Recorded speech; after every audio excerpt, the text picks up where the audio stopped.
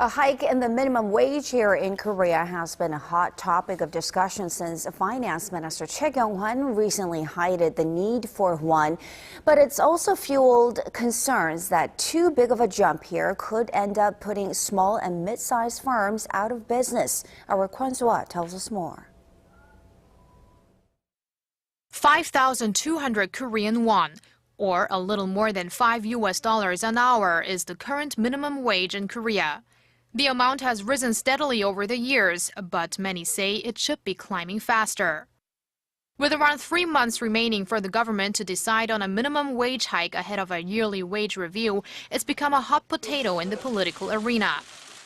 It was on the table at 2 meetings on Friday, one between senior officials from the presidential office, the government, and the ruling Saenuri Party, and another held by the main opposition New Politics Alliance for Democracy. The parties at both meetings seemed to see eye to eye on remarks by Finance Minister Choi Kyung-hwan earlier this week when he talked about the possibility of deflation if things stay the way they are. Unless we raise the minimum wage, we have no chance of reviving the economy. It has come to the point that we plan to provide tax deductions for companies that raise salaries higher than their past 3-year averages.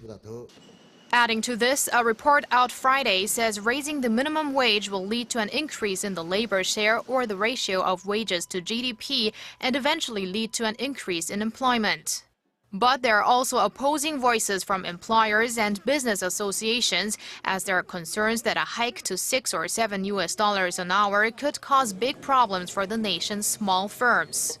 In line with this, the Korea Employers Federation has recommended that companies refrain from raising hourly pay by more than 1.6%. Kwon So-a, Arirang News.